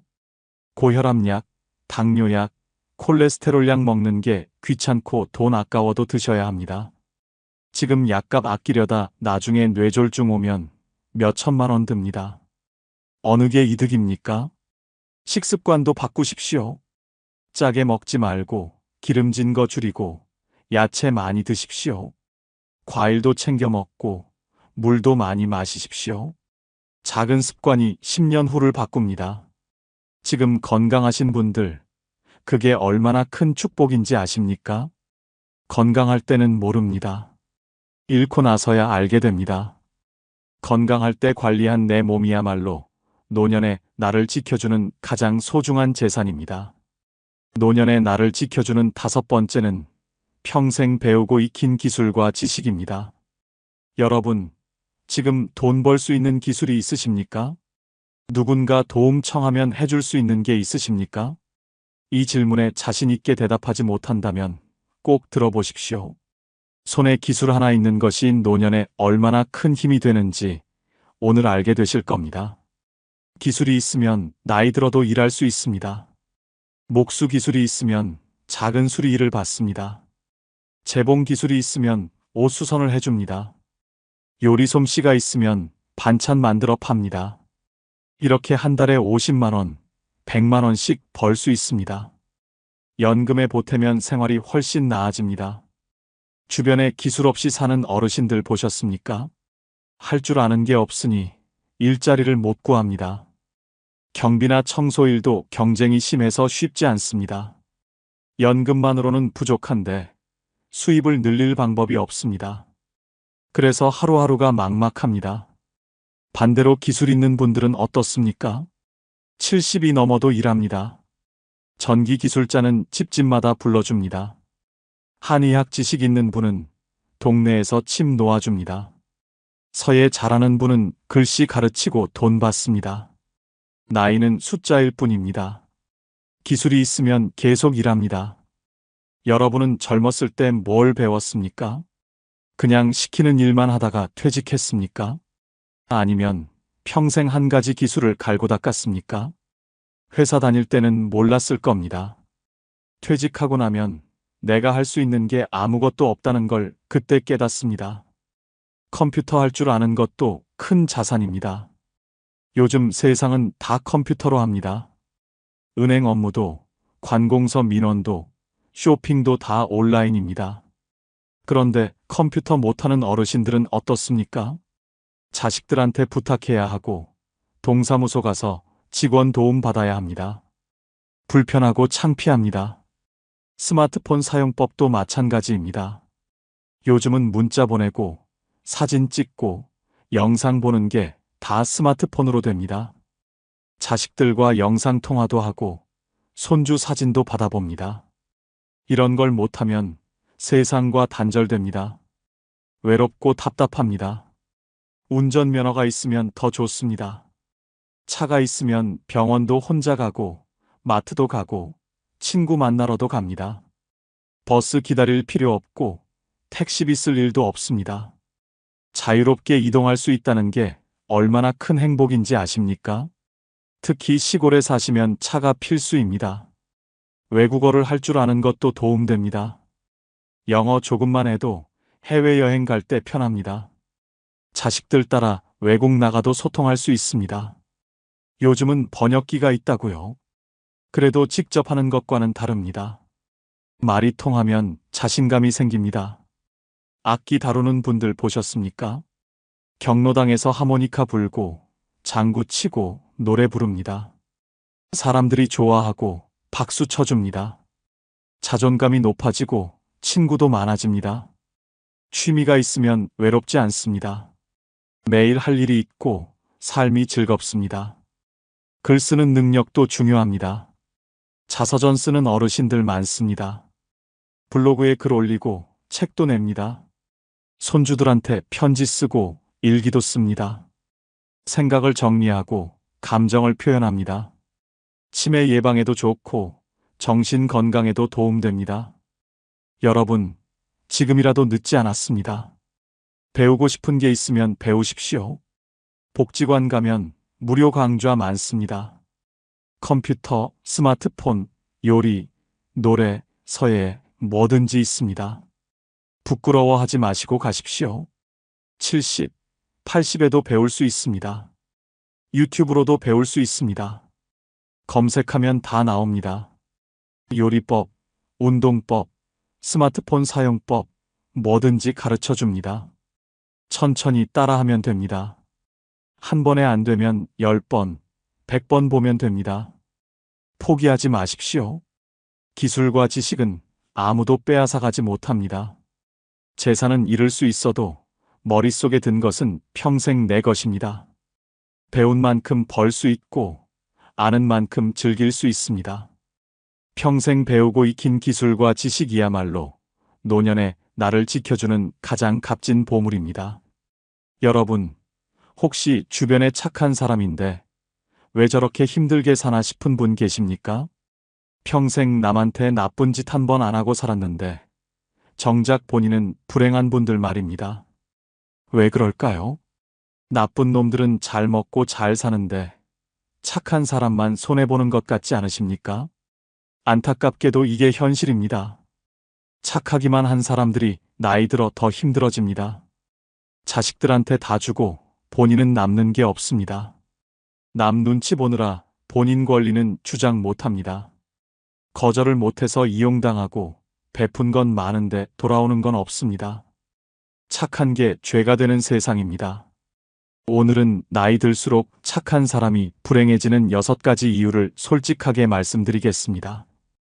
이 영상을 끝까지 보시면 왜 내가 이렇게 손해만 보고 사는지 이해하실 겁니다. 그리고 어떻게 하면 착하면서도 현명하게 살 수 있는지 깨닫게 되실 겁니다. 지금부터 시작합니다.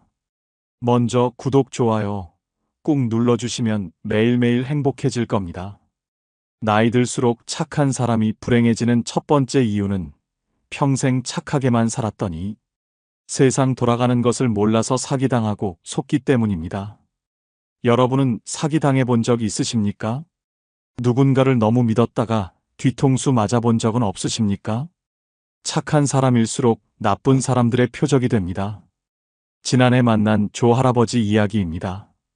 68살인데 작년에 5천만 원을 날렸습니다. 어느 날 조카뻘 되는 청년이 찾아왔습니다. 사업하는데 투자하면 1년에 30% 이익 보장해준다고 했습니다. 원금도 보장하고 매달 이자도 준다고 했습니다. 할아버지는 의심 없이 믿었습니다. 젊은 사람이 거짓말할 리 없다고 생각했습니다. 계약서도 대충 보고 도장 찍었습니다. 평생 모은 5천만 원을 통째로 넘겼습니다. 처음 2달은 이자를 받았습니다. 그런데 3번째 달부터 연락이 끊겼습니다. 전화해도 안 받고 찾아가도 사무실이 텅 비어 있었습니다. 경찰에 신고했지만 이미 그 청년은 잠적한 뒤였습니다. 사기였습니다. 같은 수법으로 10여 명한테 수억 원을 받아 챙긴 조직이었습니다. 할아버지는 평생 착하게만 살아서 사람을 의심할 줄 몰랐습니다. 그게 독이 됐습니다. 착한 사람들은 사람을 쉽게 믿습니다. 남이 하는 말을 의심 없이 받아들입니다. 세상에 나쁜 사람이 있다는 걸 모릅니다. 누가 친절하게 대하면 진짜 좋은 사람이라고 생각합니다. 그래서 사기꾼들이 착한 노인들을 제일 좋아합니다. 보이스피싱도 자주 당합니다. 전화로 검사라고 하면 믿습니다. 경찰이라고 하면 무서워서 시키는 대로 합니다. 통장 계좌번호 알려주고 비밀번호 말하고 돈을 송금합니다. 자식이 사고 났다는 말에 놀라서 확인도 안 하고 돈을 보냅니다. 나중에 사기인 걸 알고 후회해도 돈은 돌아오지 않습니다. 건강식품 판매원한테도 속습니다. 집에 찾아와서 며칠 동안 친절하게 대해줍니다. 어깨도 주물러주고 이야기도 들어주고 정성껏 챙겨줍니다. 그러다 마지막 날 건강식품 사라고 합니다. 몇백만 원짜리인데 안 사면 섭섭할 것 같아서 삽니다. 효과도 없는 제품을 비싼 값 주고 삽니다. 부동산 사기도 당합니다. 땅 사면 몇 배 오른다는 말에 속아서 쓸모없는 땅을 비싸게 삽니다. 재개발된다는 거짓말에 넘어갑니다. 계약서도 제대로 안 읽고 도장 찍습니다. 나중에 사기인 걸 알아도 돈 돌려받을 길이 없습니다. 그러면 어떻게 해야 합니까? 의심하는 법을 배우십시오. 너무 좋은 조건은 사기입니다. 높은 이자 준다는 투자, 몇 배 오른다는 땅, 공짜로 준다는 건강식품, 다 사기입니다. 세상에 공짜는 없습니다. 전화로 돈 요구하면 일단 끊으십시오. 검사든 경찰이든 전화로 돈 달라고 안 합니다. 자식 사고 났다는 말 들으면 직접 확인하십시오. 황급히 송금하지 마십시오. 계약서는 꼭 천천히 읽으십시오. 이해 안 되면 자식이나 전문가한테 물어보십시오. 혼자 결정하지 마십시오. 특히 큰돈 관련된 건 더욱 조심하십시오. 개인정보 함부로 주지 마십시오. 통장 계좌번호, 비밀번호, 카드 정보 절대 말하지 마십시오. 누가 친절하게 도와준다고 해도 핸드폰이나 카드 넘기지 마십시오. 착하다고 모든 사람 믿으면 안 됩니다. 세상에는 노인들 상대로 사기치는 나쁜 사람들이 많습니다. 의심하는 게 신뢰가 아닙니다. 본인을 지키는 겁니다. 착하되 똑똑해야 합니다. 그게 사기 안 당하고 재산 지키는 방법입니다. 나이 들수록 착한 사람이 불행해지는 두 번째 이유는 자식들한테 다 주고 본인은 남는 게 없기 때문입니다. 여러분은 자식들한테 얼마나 주셨습니까? 대학 등록금, 결혼자금, 집 장만 비용까지 다 대주셨습니까? 그리고 지금 본인 통장에는 얼마나 남아 있습니까? 이 질문에 선뜻 대답 못 하신다면 끝까지 들어보십시오. 작년에 만난 박할머니 이야기입니다. 72살인데 지금 월세 40만 원짜리 작은 방에서 혼자 사십니다. 젊었을 때는 식당을 하셔서 돈을 꽤 벌었습니다. 그런데 자식 셋을 키우느라 번 돈을 다 쏟아부었습니다. 큰아들 대학 보낼 때 4천만 원 들었고 둘째 딸 결혼할 때 집 장만 도와준다고 5천만 원 주었습니다. 막내 아들이 사업한다고 할 때는 3천만 원을 빌려줬는데 아직도 안 갚았습니다. 그렇게 평생 모은 돈 1억 5천만 원을 다 자식들한테 주었습니다. 본인 노후 자금은 하나도 안 남겼습니다. 자식들이 효도할 거라고 믿었기 때문입니다. 그런데 지금 어떻습니까? 큰아들은 대출 갚느라 바쁘고 둘째 딸은 시댁 눈치 보느라 친정엄마 못 챙깁니다. 막내 아들은 사업 망해서 연락도 안 됩니다. 명절 때 만나면 10만 원씩 용돈 주는 게 전부입니다.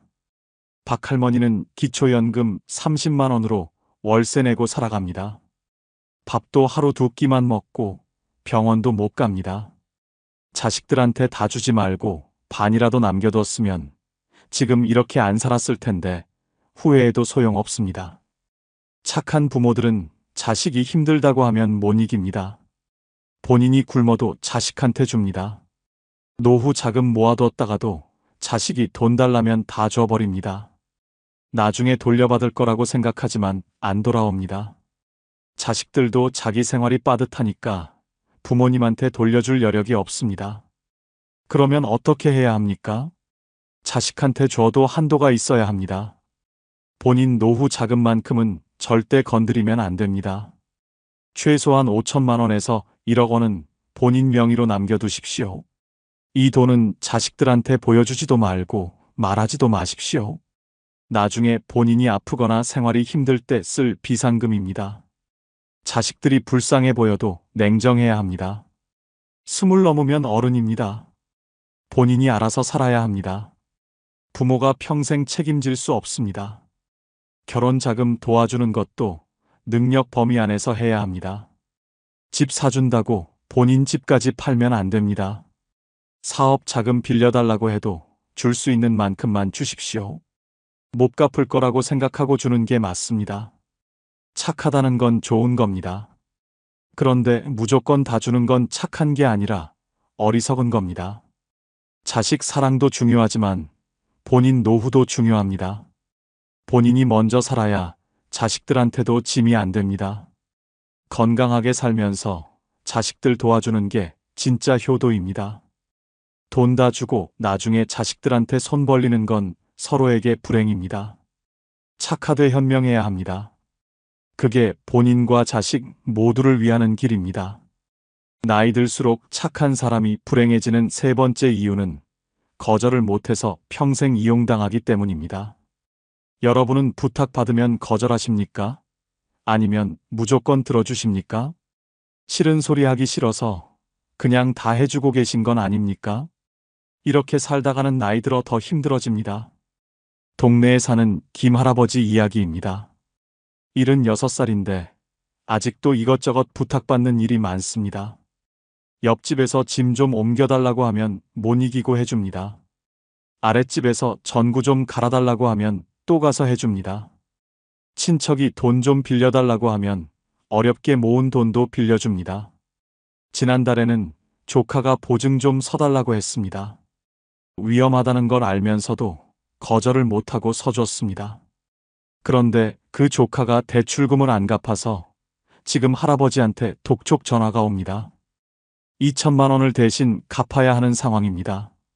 평생 착하게 살면서 부탁 거절 못하던 습관이 노년의 빚더미를 만든 겁니다. 착한 사람들은 거절을 못합니다. 남이 부탁하면 내가 힘들어도 들어줍니다.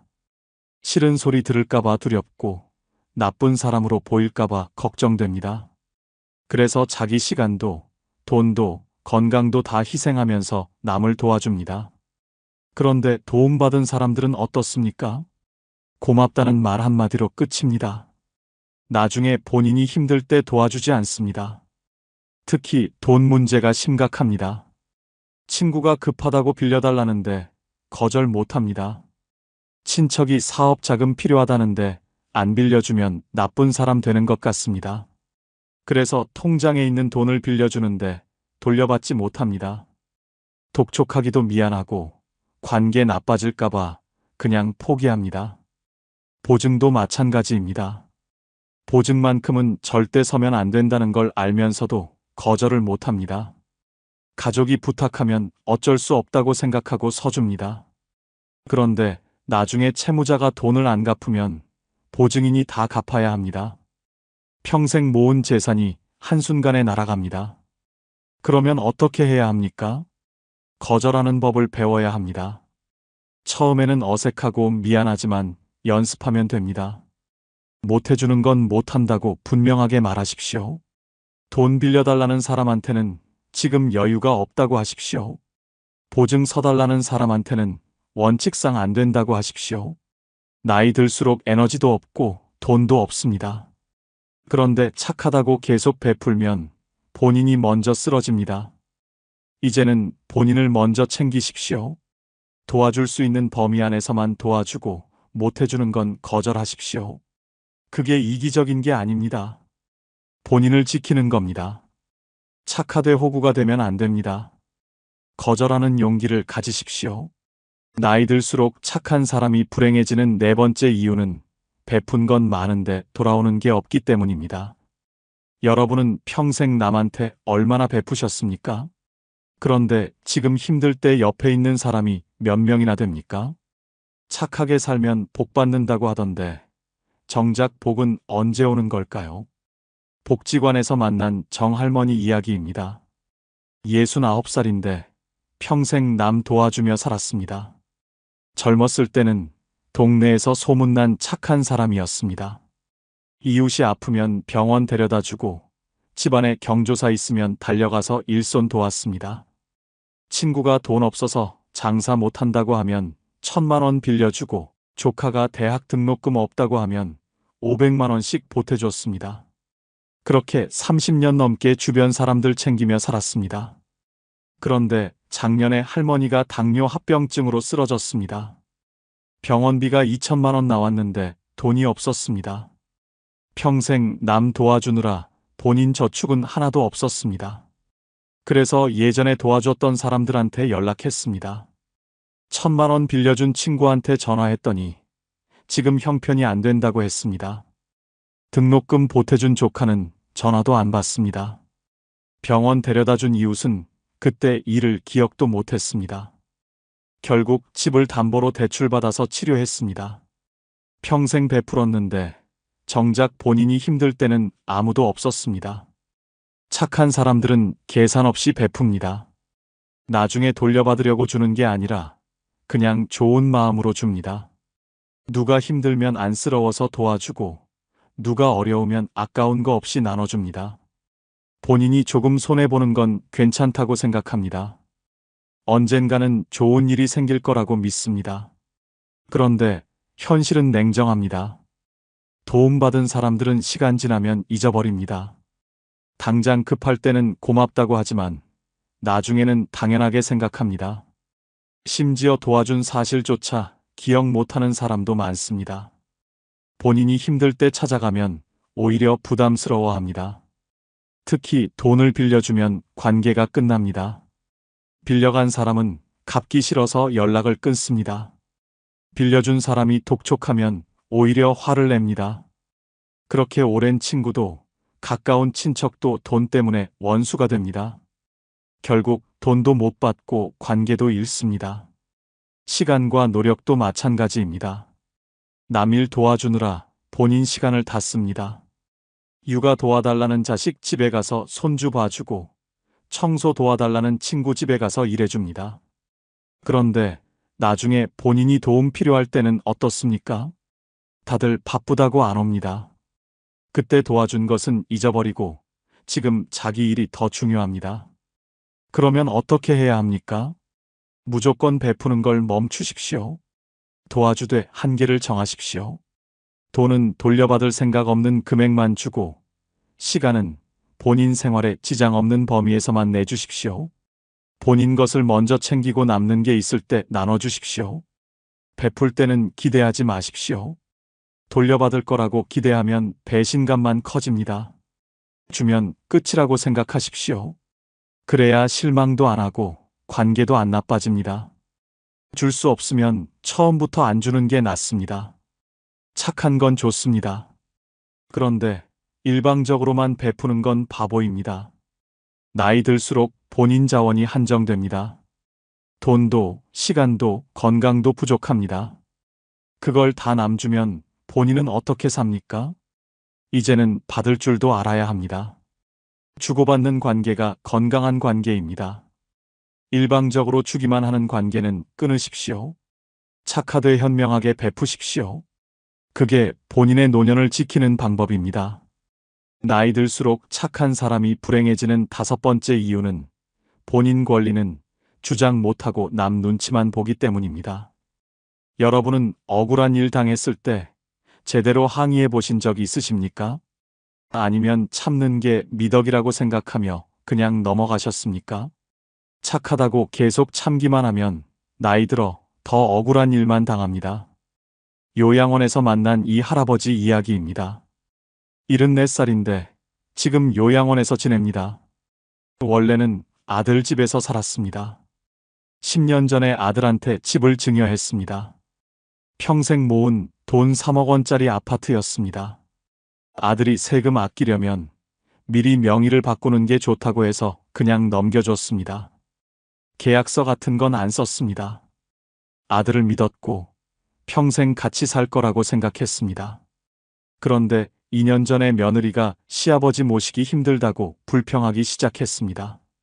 냄새 난다고, 시끄럽다고, 불편하다고 계속 말했습니다. 할아버지는 아무 말도 못했습니다. 며느리 기분 상할까봐 방에만 있었고 밥도 조용히 먹었습니다.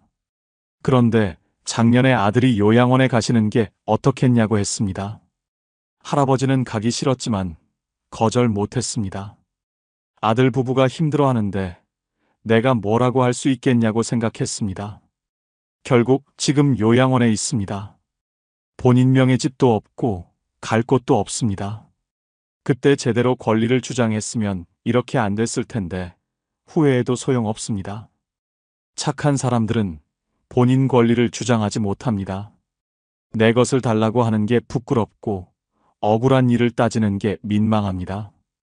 참는 게 미덕이라고 배워서 평생 그렇게 살았습니다. 남하고 싸우는 것도 싫고 나쁜 사람으로 보이는 것도 싫어서 그냥 넘어갑니다. 자식들한테도 마찬가지입니다. 용돈 달라는 말을 못합니다.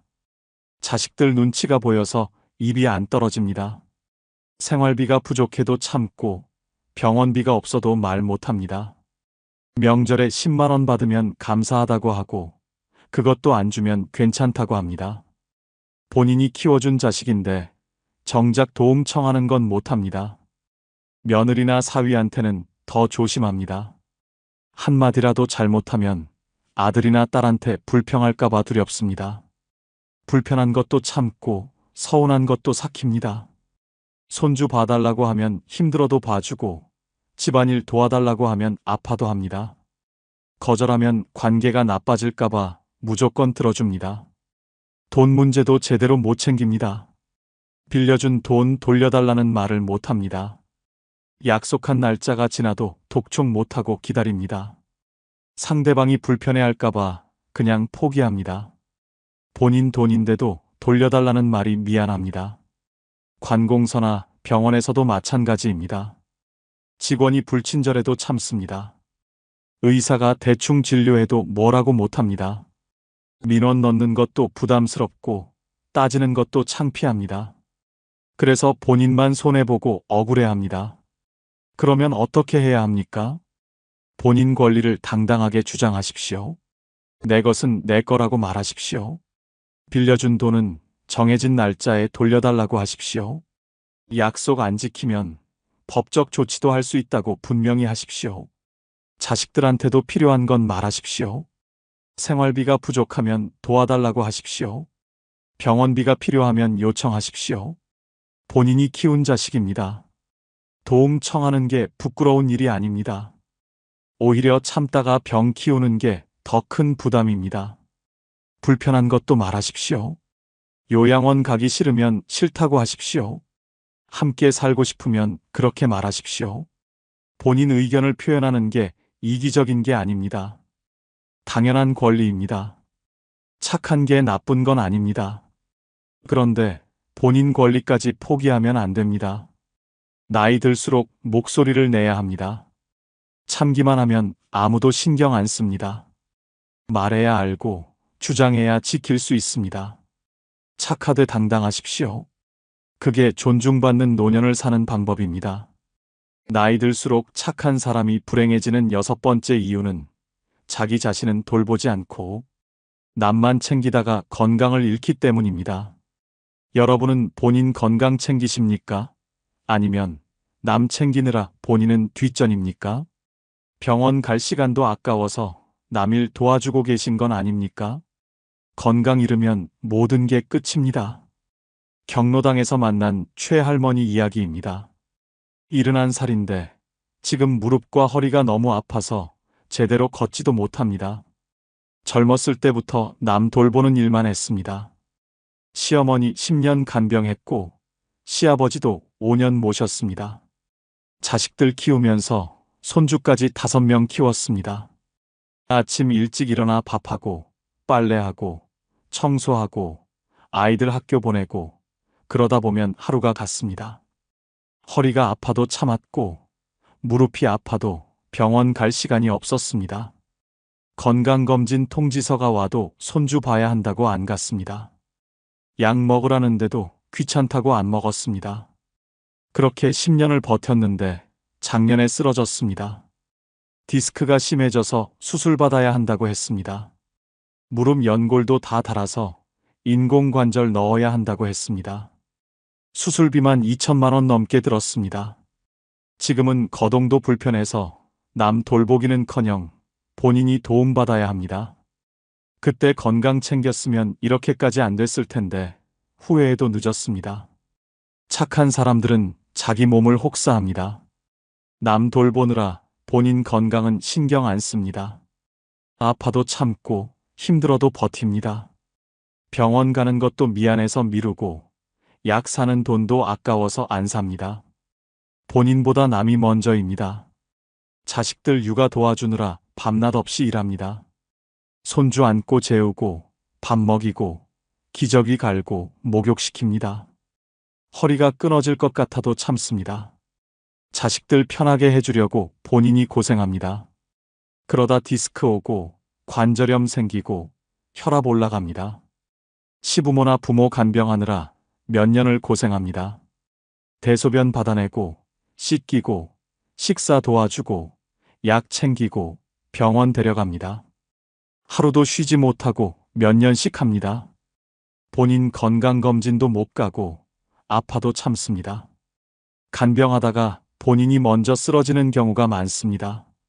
집안일도 혼자 다 합니다. 청소하고 빨래하고 밥하고 설거지하고 장 보고 쉴 시간이 없습니다. 명절 때는 더 심합니다. 며칠 동안 주방에서 음식 만들고 손님 치르고 설거지하다 보면 다리가 퉁퉁 붓습니다. 그래도 참습니다. 가족들 편하게 해주려고 본인이 희생합니다. 식사도 제대로 못합니다. 남 먹이느라 본인은 대충 먹습니다. 좋은 반찬은 다 자식들 주고 본인은 김치에 밥 먹습니다. 영양 부족으로 빈혈 오고 골다공증 생기고 면역력 떨어집니다. 그러다 병에 걸립니다. 잠도 제대로 못 잡니다. 밤에 손주 울면 일어나서 달래주고 아픈 사람 있으면 옆에서 간호합니다. 수면 부족으로 만성 피로에 시달리고 기억력도 떨어지고 우울증도 옵니다. 그러면 어떻게 해야 합니까? 본인을 먼저 챙기십시오. 건강검진 통지서 오면 꼭 가십시오. 아프면 바로 병원 가십시오. 참다가 병 키우는 게 나중에 더 큰 부담입니다. 조기에 발견하면 치료도 쉽고 비용도 적게 듭니다. 약 먹으라는 거 꼭 드십시오. 고혈압약, 당뇨약, 관절약 귀찮아도 챙겨 먹으십시오. 지금 약값 아끼려다 나중에 큰 병 오면 몇 천만 원 듭니다. 착한 게 나쁜 건 아닙니다. 그런데 본인 건강까지 희생하면 안 됩니다. 건강 잃으면 아무것도 할 수 없습니다. 남 돌보는 것도 본인이 건강해야 가능합니다. 본인을 먼저 사랑하십시오. 그게 진짜 착한 겁니다. 마지막으로 좋아요 한번 눌러주시면 내일도 행복하실 겁니다.